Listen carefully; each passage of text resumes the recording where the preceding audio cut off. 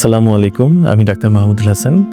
আজকে আরেকটি সচেতনতামূলক কথা বলবো, সেটি হচ্ছে সাপে কাটা। আপনারা খেয়াল করবেন, বিশেষ করে গ্রাম বা মফস্বল এলাকায় বর্ষার ঠিক আগে বা পরে প্রচুর পরিমাণে মানুষ সাপে কামড়াচ্ছে এবং সাপে কামড়ের কারণে মারাও যাচ্ছেন। এই ব্যাপারে আমাদের বেশ কিছু ভ্রান্ত ধারণা আছে। আমাদের কিছু মানুষ এখনো ভাবেন যে সাপে কাটা মানুষকে হয়তো ওঝার কাছে নিয়ে গেলে সে ভালো হবে। এই ভুলটা আপনাদের কবে ভাঙবে, কখন বুঝবেন আপনারা, স্বাভাবিক হবেন কবে? একটা ওঝা যে কাজগুলো করে এটা মানুষকে শুধুমাত্র বোকা বানানো ছাড়া আর কিছুই না। তারা যে ওষুধগুলো দেওয়ার কথা বলে, তারা যেগুলো করে, আসলে এগুলো কোনো সায়েন্টিফিক ব্যাখ্যা নাই, এগুলো কিছু না। এটার একটা বিষয় হয়, আমাদের দেশের 90% সাপই অবিষধর।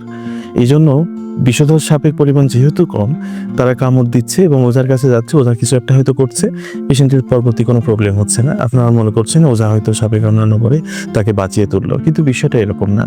যদি 3টি সাপ, বিশেষ করে কোবরা, ক্রেইট বা কেউটে সাপ এবং রাসেল ভাইপার, এই সাপ যদি কামড়ায়, তাহলে আপনি ওঝার কাছে গেলে আপনি ধরেই নিতে পারেন যে আপনি একটি নিশ্চিত মৃত্যুকে ডেকে আনলেন।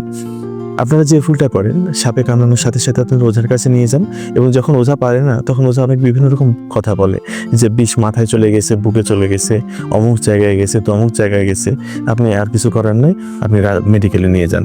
আপনারা যখন ওই সময় মেডিকেলে আমাদের কাছে নিয়ে আসেন, তখন আমাদের আসলে খুব বেশি করার থাকে না, কারণ পেশেন্ট অলরেডি কোনো না কোনো অর্গান ড্যামেজ হয়ে গেছে এবং অ্যান্টিভেনমটা তখন আর রেসপন্স করছে না। সুতরাং আপনারা এই কাজটি ভুলেও করবেন না। সাপে কামড়ানোর সাথে সাথে সেটা বিষধর হোক, অবিষধর হোক, অবশ্যই আপনি চিকিৎসকের পরামর্শ নেবেন এবং যে কোনো সরকারি হাসপাতালে নিয়ে আসবেন।